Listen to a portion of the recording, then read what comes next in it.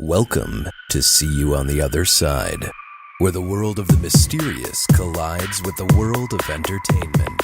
A discussion of art, music, movies, spirituality, the weird, and self-discovery. And now, your hosts, musicians and entertainers who have their own weakness for the weird, Mike and Wendy from the band Sunspot. 27 years old. What were you doing when you were 27 years old, Wendy? I was having a great year. As I recall, that was an excellent year of my life. Okay. Why? Why, you ask? Yeah, why is why I do I don't ask. remember because It was such a great year. Spent most of it at the bottom of a bottle. no, but I do, like there's certain years where you're like, oh, I remember that was an awesome year. That was one of my favorite years. Like one of my favorite years was when I was 7. Okay.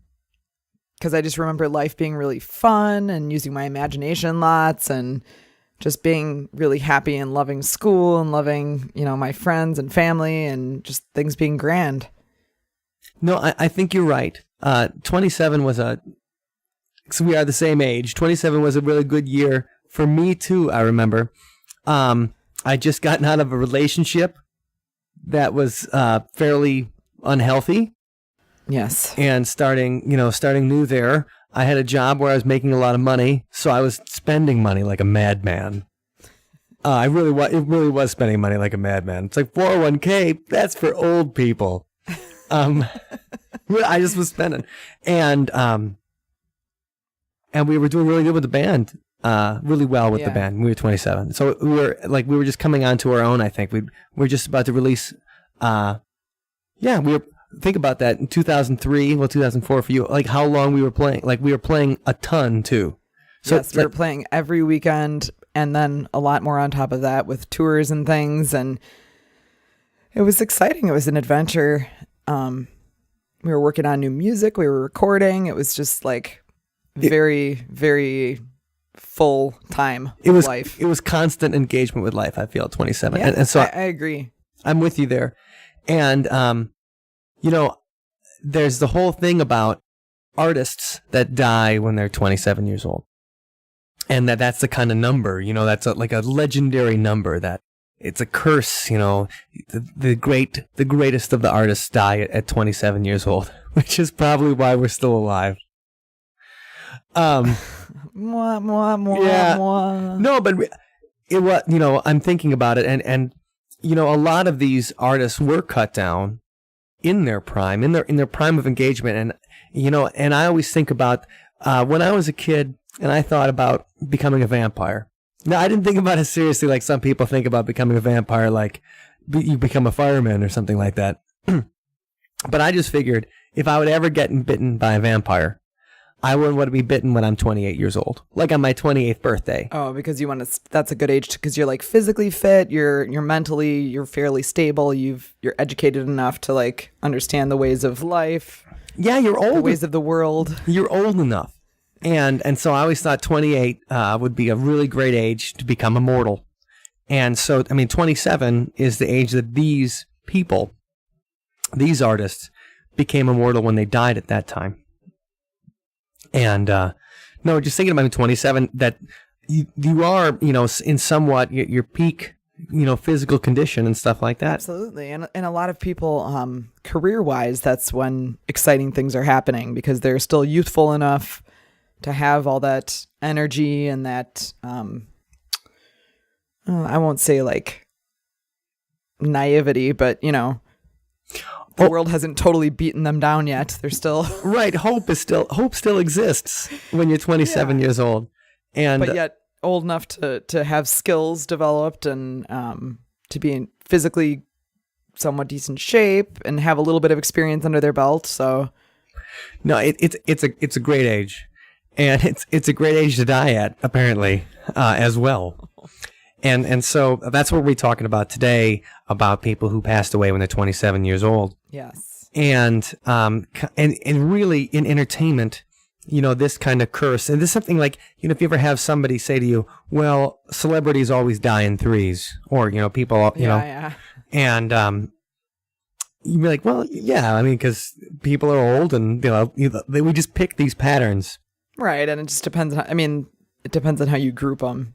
And so I think that we've kind of focused on that and made those patterns when we, so we're taking this, and especially because so many of the people who died were 27 were classic rockers, and classic rock has had such an impact on culture, almost more than any other style of music has had an impact in the general culture ever, because it was so, with, the Vietnam War generation and counterculture, and the fact that there were 60 million Americans who were born between 1945 and 1965 to participate in that. There was just so many people they could have an effect on that. The fact that these people died at a certain age kind of made it an urban legend about these artists and the curse of being 27 years old. Magical. Yeah, and well, when you think about it, the kind of people who the artistic lifestyle. Now, when I think about being 27 years old, we talk about having a lot of energy and stuff like that. We would drive 5 hours to play a show and then drive 5 hours back in the same night. Oh, yeah. Right? Without even thinking. We're like, yeah, we'll do that. And not like somebody said that now. I'm like, no, I'd like to take we'd like to take a rest. Or we'd want to stay over at night. Or, you want to make it a little easier.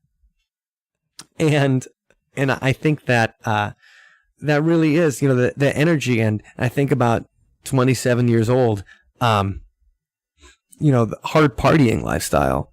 Like and just the feeling of invincibility. Mm-hmm. You're not afraid of anything because your body is in such good shape at that age that you're just, if you hurt yourself, it's a couple days and you're fine again. You really do feel invincible.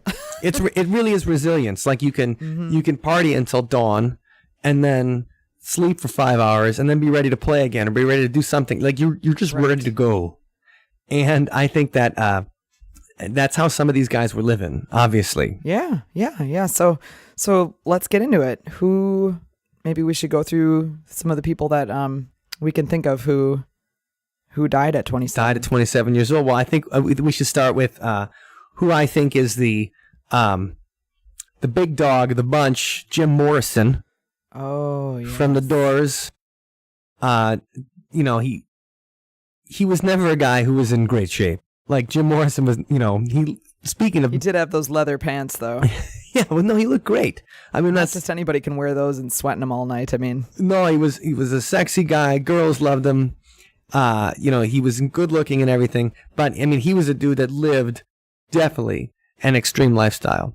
And yes, by the time they were getting, 27 years old, like the Doors were kind of falling apart. Yeah, they were kind of falling apart. Like it's, he'd moved to Paris. The Doors were done. He was like performing at some nightclub in Paris with some other group, I guess. And I only know this because I was there this summer and I went to the Père Lachaise cemetery and found his grave. And while I was standing there reflecting upon it, as you do. Tour, yes, of course you do. A French tour came through and I eavesdropped on the tour to hear what he was saying, although he was speaking in French, which I can speak enough to get along, but I'm sure I missed a few things. So you picked up enough. Yeah, and people were asking questions and they were saying, and so he said that, yeah, he was living in Paris and he was performing not with the Doors anymore, but with, at some nightclub. He had like a regular standing show or something like that. And that was it. I mean, I found him. Yeah, I mean, he partied really hard, and like you could see that, like in the later. I mean, Jim Morrison at 27 did not look like a Jim Morrison at 23 years old. He photographs. You mean like? Yeah, he was not the Lizard King that he was. Just such a mass of sexuality and masculinity and things. I mean, he was like the Lizard King, like the Lizard King's fatter brother or something like that. He was like the Lizard Uncle. That was maybe a way to put it. He was the Lizard Uncle that had a little bit too much. You see him on the holiday. So 27 years old. I mean, he'd already peaked. and you hate to say that about a life. Like, wow, how can you say that? Well, he peaked at, a few years earlier, and then he was just substance. Maybe it wouldn't have been a peak had he continued to live. No, that's true. We'll never know, but I mean, he decided to substance himself to death. Yeah. At 27 years old.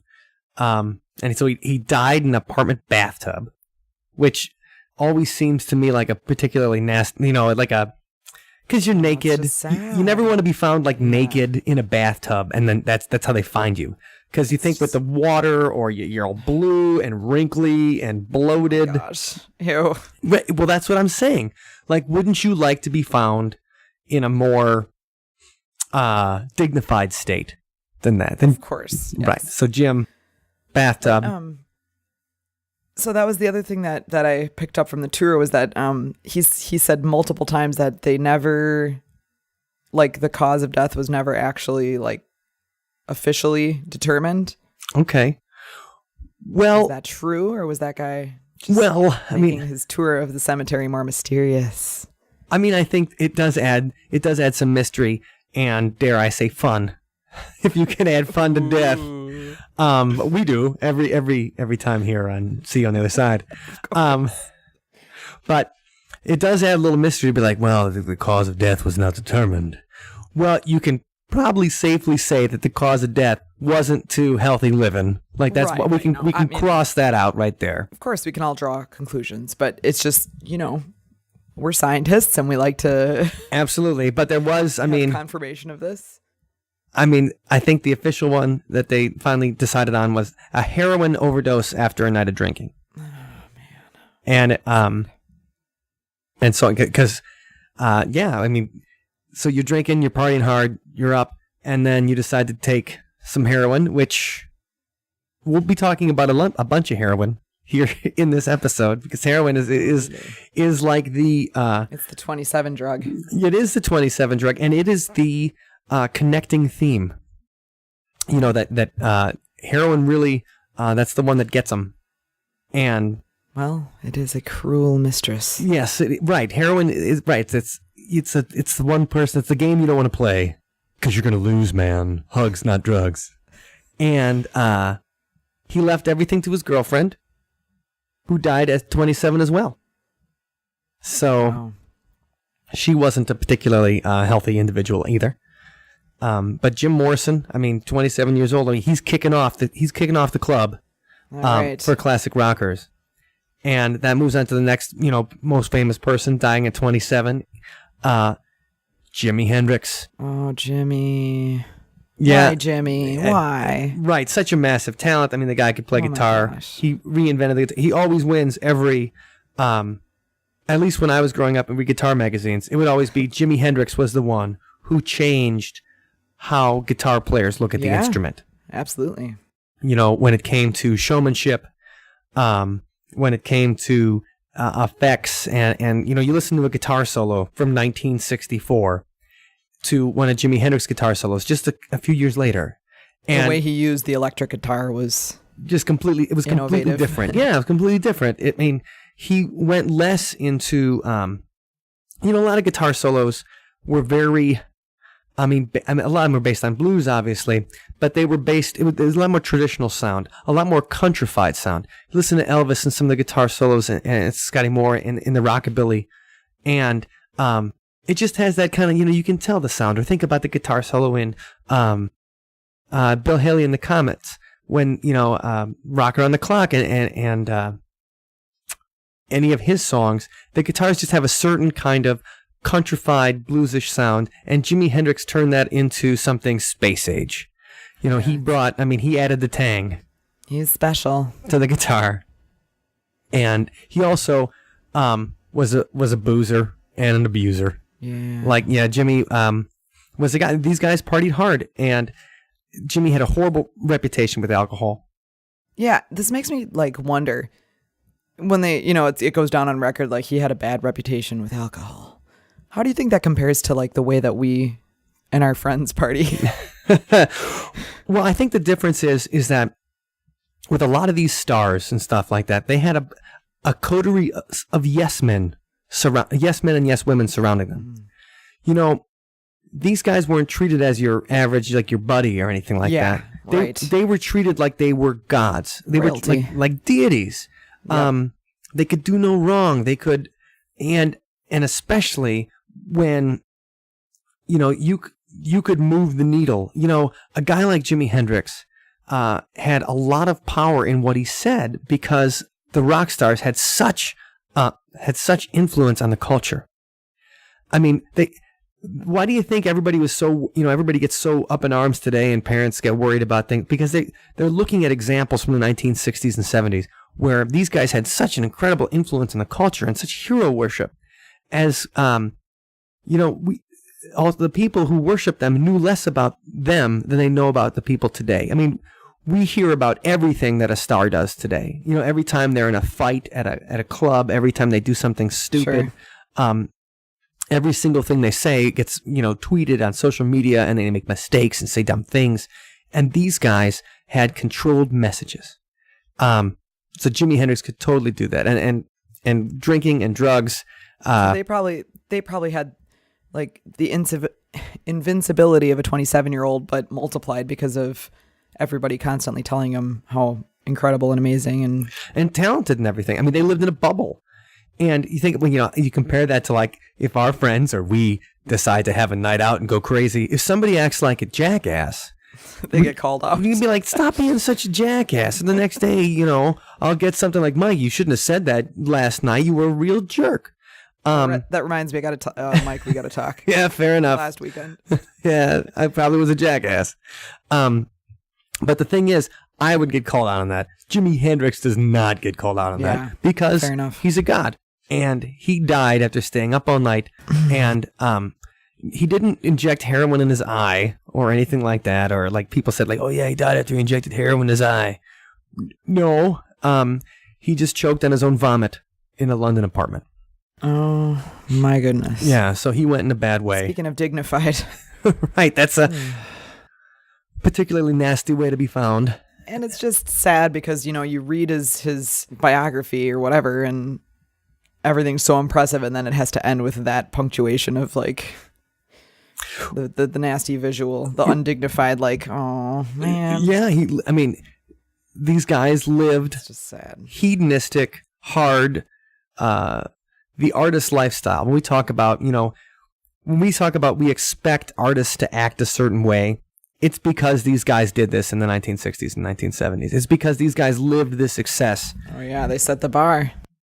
Right. That's a good way to put it. Every time I order an extra shot, I'm just going to be like, well, Jimmy set the bar very high. And I'm just trying to chase him. But all the bad behavior, all the stuff that we come to expect from musicians, comes from these counterculture artists in the 1960s. And Jimmy just letting it go. And Jimmy, the next one up on the Boulevard of Broken Dreams, 27 years old, the next stop is Janis Joplin. Oh my goodness. Yeah. That's crazy. Nobody dies at home. They all die in some, weird Motel. place. She It's died. probably some Motel 6. Well, Oh wait, they didn't tour like us. we'll leave the heroin on for you. No, but yeah, right. She probably had a nice hotel room. She died at a hotel room in Hollywood. So not So it was expensive. right. She wasn't just going to the nearest place. Like she looks at the exit that's like 3 miles from the nearest city to make sure it's like, well, that one is $34.95 and it's $44.95 at the next exit. Oh wait, but it's $5 more if you have more than 2 people. Right. So 2 people go. Man. The third person, you keep your head down. We'll sneak you in. Come on, we've all done that. And yeah, and she, the official cause of death was an overdose of heroin, possibly compounded by alcohol. They don't have proof of the alcohol, Okay. but no, she once again was on the thread of heroin users. And Janis Joplin, her biggest hit, Me and Bobby McGee. And she's also the one that, if you ever hear the song like, Lord, won't you buy me a Mercedes Benz? That was another one. And, and she was a hard-loving woman. And this is a quote, because you can see that, maybe that Janis, was preparing herself for an early grave by saying, maybe I won't last as long as other singers, but I think you can destroy your now worrying about tomorrow. Oh, that's some good wisdom there, actually. It is until you're on the floor of an apartment in Hollywood. Right. But the whole focus on the moment, you know. That's true. Yeah, live in the now. Live in the now. I mean, that's Stop worrying about the past or the future. Like, focus on what you're doing right now. There's wisdom there. There's just crop the sentence. Crop out the maybe I won't last as long as other singers, and you've got yourself like every motivational speaker and every like new age. That's right. Maybe I won't last as long as I sing. I think you can destroy your now, worrying about tomorrow. Sounds good, Wendy. I'll get the spoon, you get the needle, and let's go. All right. This we're gonna fall Red asleep. pill or blue pill, Mike? How about both? We'll take them just like Janice. All of them. Give me all. We'll take all of them. Okay. Brian, So yeah, Janice. Janice lost her. Brian Jones, founding member of the Rolling Stones. He's He found, joined the 27 Club at 27. and then he found dead in his pool. Oof. Yeah, so there's obviously he's be bloated, Wait. gross. So he just like, did he dive in the shallow end or what? Yeah, that was a thing. He died. Right, he died at like the 3 feet, instead of the 6 feet, and that was it for him. The mother's warning was always right. No, his was labeled death by misadventure. So he What? yeah, I mean that's the official death by misadventure. So he was screwing around in the pool and killed himself. Oh. And Like, got suctioned to the pool drain or something, or hold on, I think we can find. Let me find Just- a little bit more. If you want to get into detail about these deaths, I completely but I mean- understand, Wendy. labeled death by misadventure. That makes me imagine him like going down a giant slide like with an inner tube and like whacking his head on the diving board or something, you know? Well, I mean, there was, of course, this is all conspiracy theory, but Right. people did say that Oh. he might have been murdered. Oh, that would be horrible. Yeah, and so every once in a while they'll say that he was murdered. Now, in 1993, it was reported that he was murdered by a guy named Frank Thorogood. Yep, who's obviously George Thorogood's Clearly. brother. George Thorogood's brother, Frank Thorogood, son or dad. murdered Brian Jones. Here is the first time you learn it now. And then he went off and he wrote "Bad to the Bone" for his brother, and the rest is history. Okay. No, but I mean, he's been dead obviously since 1969. And so in 1993, this guy named Frank Thorogood, who was doing some construction work in the property, the last person to see Brian Jones alive, the Rolling Stones taxi driver, it was alleged that he had confessed the murder. Because of course, who wouldn't, you always confess your murders to the driver. But then the driver denied it, and they made a movie out of it called Stoned in 2005. Oh my gosh. And investigative journalists have looked into it, and people said that, it was a fight, and Frank Thorogood killed him in the fight, and then they covered up the cause of death, and they threw him in the pool. But, so the official police said that this has been thoroughly reviewed by Sussex County's Crime Policy and Review Branch, and there's no new evidence to suggest that the coroner's original verdict of death by misadventure was incorrect. As So such, strange. the case will not be reopened, and Sussex police ignored the next few claims that, people had said that he had died. So, I mean, just like anything, it was just, they were like, why did a guy who was 27 years old, how could he die? The prime of his life. And of course, he partied and went, he was one of the Rolling Stones. I mean, Yeah. so in the 60s in the UK, right, it was, who you like better, the Beatles or the Rolling Stones? That was everybody liked one or the other. And they're the most, the most famous people in the country at the time, more loved than the Queen. More fun too. Yeah, and Jim Morrison published a poem about him after he died. Huh. Jimi Hendrix dedicated a song to him. Really? Yeah, so the other members of the club, Action. They're like making odes to each other. yeah, Aw. the other members of the club made a little, had a little tribute to Brian Jones, and in just a couple of years they would join him. Yeah. And think about like all those people in the world beyond partying, Right. rocking out. Yeah, man. no, those guys are going crazy. Great. I'd hate to see Heaven's Bar Tab. I'd hate to miss that party. Right. Although I'm afraid I already have. Yeah, no, I think I missed that party by about 10 years. I mean, next up, That's okay. Yes, no, I'm happy to be alive, happy to be here and be talking about it instead of, being dead. Yeah. And next up is somebody from our generation, Wendy. This one makes me so sad. And this is the one that probably affected people our age the most. And who's that? Yes. That would be Mr. Kurt Cobain, of course. Yep, and he's another guy, died at 27 years old at the peak of his career. That was shocking when that happened. Well, I remember the leading up to it, and Kurt Cobain was always, he never was comfortable with being famous, and I never felt too bad for him for that, because I was like, most famous people. Everybody wants to be famous. Well, many people want to be famous. Everybody who does the things that we do want to be famous, and more people even beyond that. Yes, and he was a guy that didn't like it, couldn't handle it, didn't want it, and people I would say people worshipped him. I definitely, yeah. Think about people who worshipped him. Right, didn't we?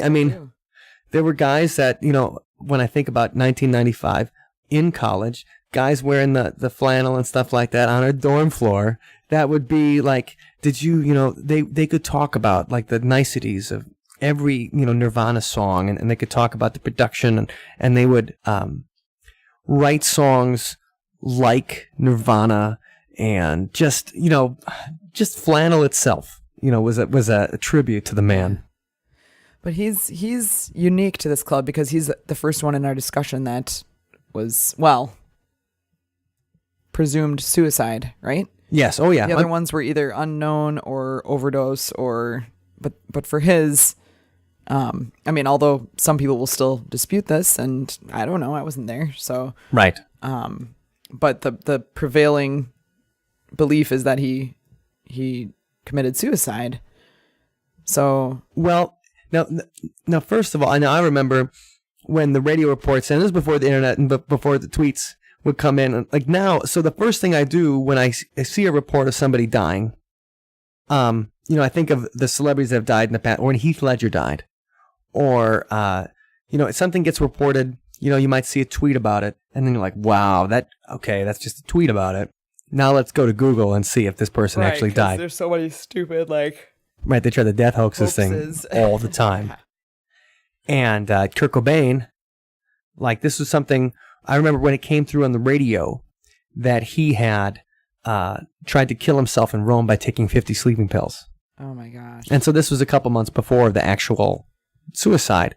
And I remember people were saying, yeah, do you hear about Kurt Cobain? I'm like, I don't know if I believe it. And then it was on MTV News. And so you had to, Kurt Loder wouldn't lie to you. That confirmed it was real. Yeah.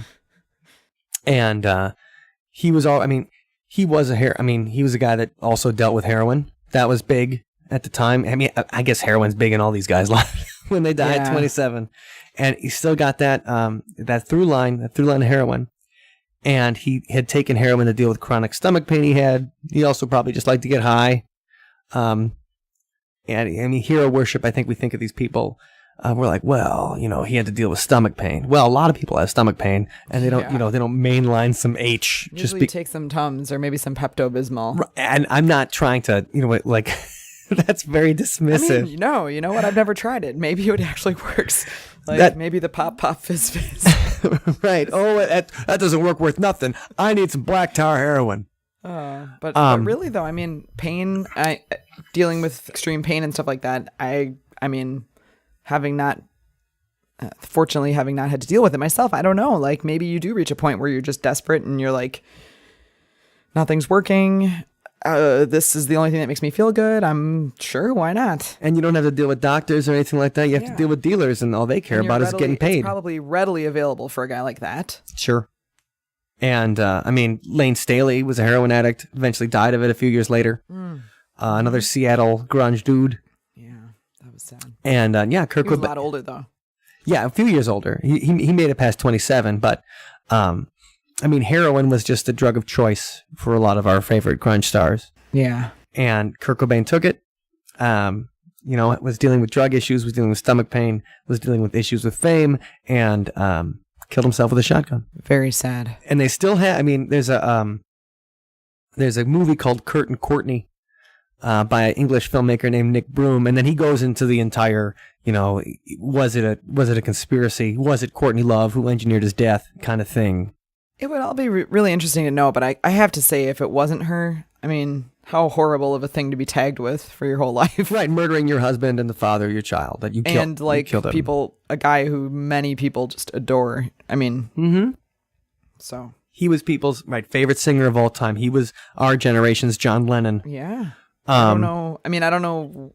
I wouldn't what her involvement was, but yeah, if she had no involvement in that, I feel really, really sorry for her for.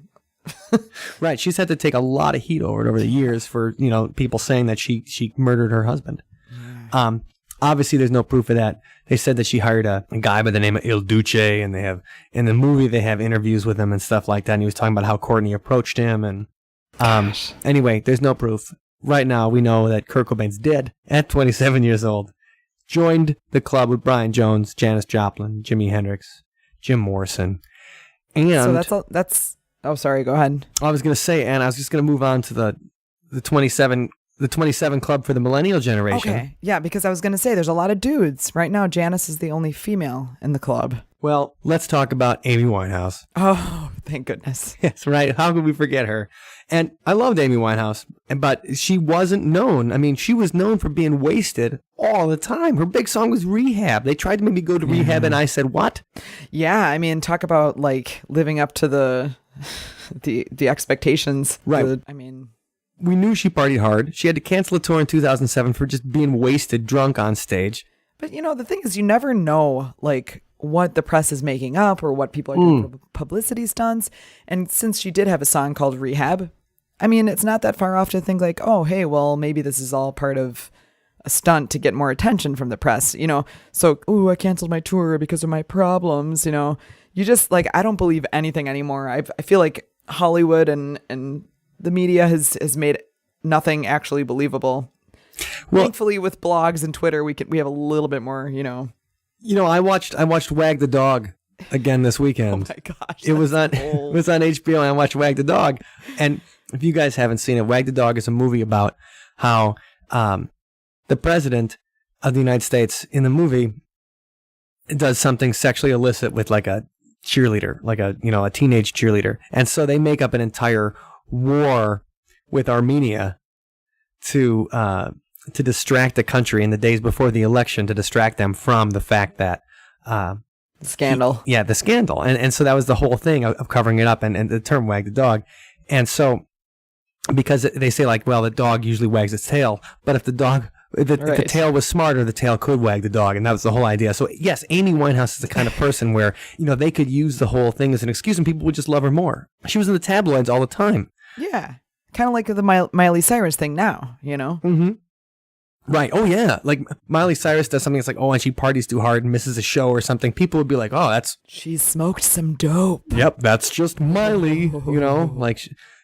And Amy Winehouse was, well, she had a reputation for partying. She apparently did let her rip. Yeah.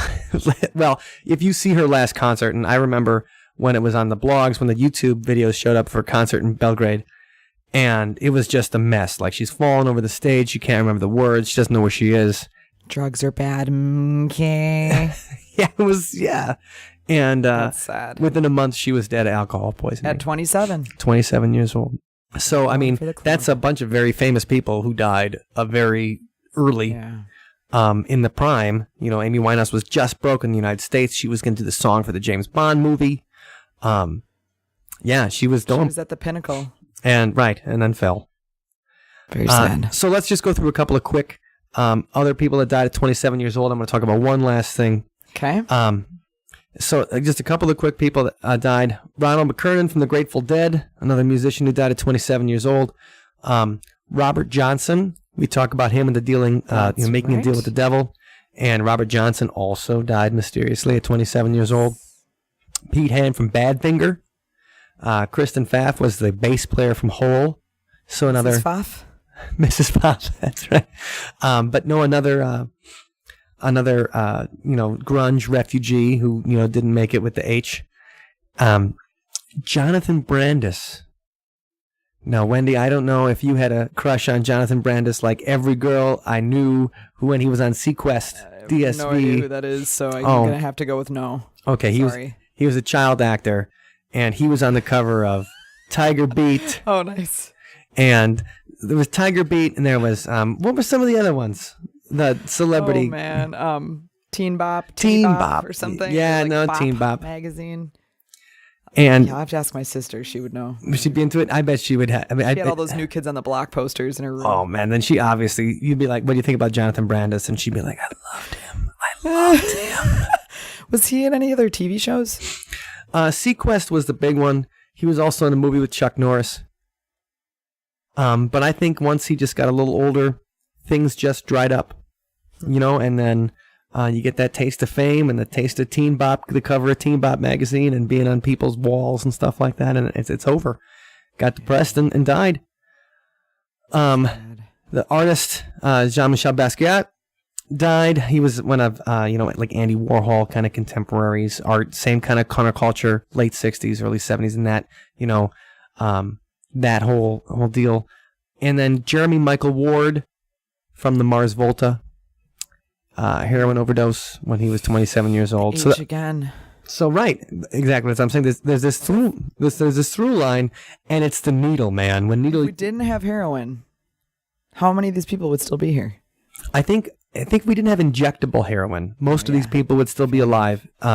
Because I was listening to a British guy who was talking about how it's the fact that it's when you inject it is when you can really overdose. You can't smoke yourself to death, because you just pass out. It's only your mouth just closes after a while, and then you breathe. Your body just it gives your body enough time to acknowledge something is happening that it should not. Yeah, you breathe oxygen instead of drugs for a little while, and you're okay. But but when it's direct right into your system, well, it's in there. There's nothing you can do. But how are you going to go and get the heroin out? You can't just go in and be like, oh, I'm just going to barf this heroin out. No, you're dead. So injectable heroin, I think without that, most of these people would still be alive. So that's depressing. We'd have a fat old Kurt Cobain right now, who'd probably be, have some very public divorce from Courtney Love. Jimi Hendrix, I don't know, maybe we'd have the biggest fro of all time by now, but who knows? He could have invented some other awesome technique on the guitar that nobody has come up with yet. That would be nice. Innovators. Mm-hmm. You never know. And he absolutely was. So there was an Australian study that talked about this curse of 27 years old, and is there anything to it? And so they did a study that compared the mortality of famous musicians with that of the general United Kingdom population. And so they took 1,046 musicians who had a number one album in the UK charts between 1956 and 2007. And they found no peak in the risk of death at the age of 27. However, musicians in their 20s and 30s were 2 to 3 times more likely to die prematurely than the general population. Jeez. And that probably goes back to the partying and the... Absolutely. Well, and also, the biggest cluster of 27 deaths was the 1970s and early 1980s. And there have been changes in how you treat heroin overdoses since then. There's been new ways of treating these people. So not as many people die of heroin overdoses today as they did 40 years ago. Yeah, that's true. And so so that the science has spoken, musicians are more apt to die sooner because they do crazy stuff. But 27 is not some magical age. It's just a bad age to do heroin, which is, I'm glad I started it when I was 35. That's the moral of the story, friends. If you're 27, don't do H. Don't do it. Don't do H, and don't have don't go swimming in the middle of the night when you're all wasted. I think is the other. I think that's good for anybody, no matter what age you are. Fair enough. Yeah. And especially not along the Mississippi River. But that's for a different episode. Alrighty. Very well. Well, why don't we play a little song for everybody about the 27 Club? The song you're about to hear is a See You on the Other Side exclusive.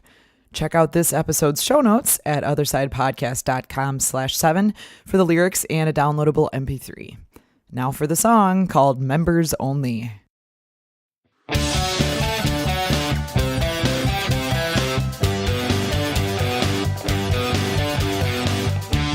sign says members only, let me in.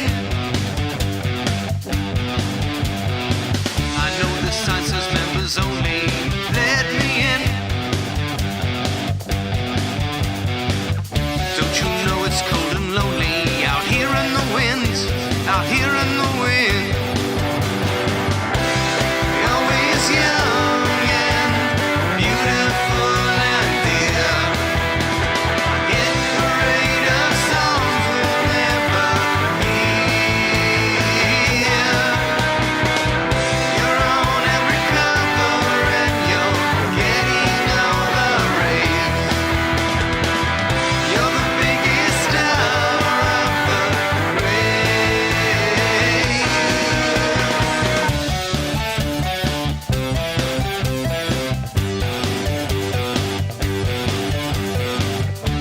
The sign says members only, they won't let me in. I see the sign says members only, they won't let me in. Don't you know there's nothing left out here for us in the wind, us in the wind. Always young and beautiful and dear.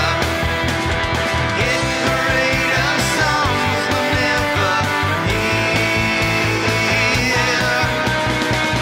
You're on every cover and you're getting all the rave. You're the biggest star of the grave. It's everything I ever wanted. The place I'm always on the dial. Never uncool, never forgotten. That's a hell of a price to pay for style.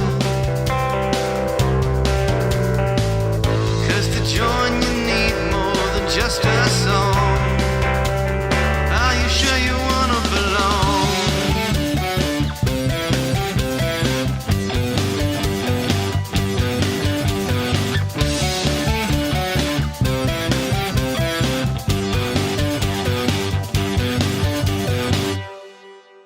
Thank you for listening to today's episode. You can find us online at othersidepodcast.com.